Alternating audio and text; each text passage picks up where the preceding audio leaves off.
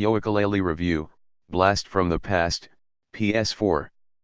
Yooka-Laylee made a huge splash when it was announced on Kickstarter, a platforming game from the rarefied minds that brought us Donkey Kong Country and Banjo-Kazooie.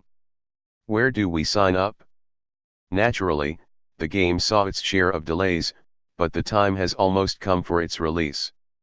Let's find out if the wait was worth it, or if the glory days of platforming are truly behind us.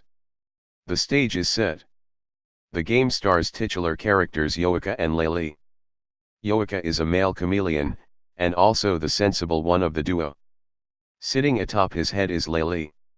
She's a wisecracking, sarcastic bat who helps you to navigate the world. Together, Yooka and Laylee live in Shipwreck Creek, literally on a beached and wrecked ship. Their seemingly laid-back lives are suddenly interrupted by Capital B and Dr. Quack, as an evil corporation has moved into town and has begun to suck up all of the world's books in an effort to put together an ancient and powerful book. The story in Yooka-Laylee stays lighthearted throughout the adventure. There are so many references to old video games, and the modern video game industry itself, that just reading dialogue is a fun time. The game is voiced in the sense that the characters talk, but it's all gibberish. Think of The Sims, but limited to only a few uttered noises per character. It's incredibly annoying, but thankfully in most dialogue sequences you can press X to show all the text and shut the character up. It's grating enough that you're likely to do this in all the sequences that you can. While the voice acting in Yooka-Laylee leaves a lot to be desired, thankfully, the Kickstarter campaign reached all of its stretch goals. This meant the team had extra funds to ensure the game launched with a wonderful soundtrack. Every world has its own theme, and certain sections of these worlds also have their own music. Generally, the audio work is uplifting, and will no doubt bring back memories of platforming games of old to many of you more seasoned gamers. Platforming chops. The platforming pedigree of Playtonic Games shows through in Yooka-Laylee's level design. While there are only 5 worlds, called Grand Tomes, plus the overworld known as the Ivory Towers, each area is meticulously crafted. There are all kinds of things to jump on and over, or interact with. Enemies are strewn about as well, even in the overworld. They are generally cannon fodder, used when you need a butterfly health/energy fill-up. Since this game calls itself a collectathon, every world is chock full of secrets to discover. The 2 main currencies in Yooka-Laylee are pages, which are caricatured pages from a magical book, and quills, as in the old-fashioned pens used to write on paper.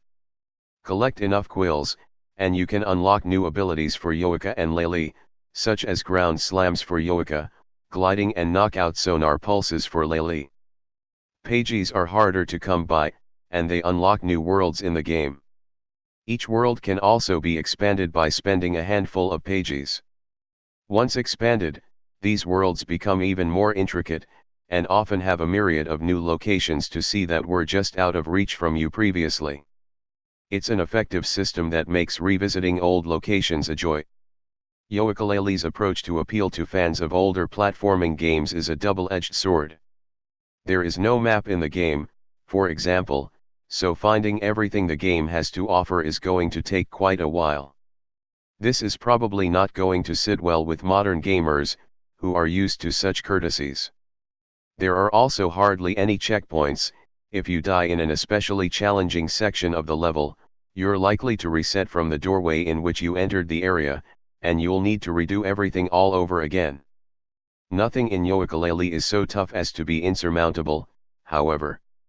As with platforming games of the past, practice makes perfect, and you'll likely be able to pass most challenges that the game throws at you within a handful of attempts. In keeping with this theme of a classic sense of difficulty, there are also timed challenges that require tight platforming in order to complete. I often found myself down to just 1 or 2 seconds after attempting the challenges at least a few times. Yooka-Laylee may have colorful, friendly visuals, but it's a hardcore platformer first and foremost. Again, this may frustrate younger/inexperienced gamers who are used to more forgiving challenges and mechanics. Since there are no difficulty settings to tweak, What you see is what you get. You simply have to hone your skills through repetition, but once you do, the feeling is very rewarding. Occasional stumbles. Camera control is usually a difficult thing to get right in any 3D platforming game. Yooka-Laylee's camera is generally not a nuisance, but every now and then it locks its Y-axis in the wrong spot. A simple press of the R1 button brings the camera directly behind you, but the awkwardness of the camera tends to kick in during some of the aforementioned challenging portions of the game, which can hinder your progress a bit. Not a deal breaker, but annoying nonetheless. Yooka-Laylee was developed using the Unity engine.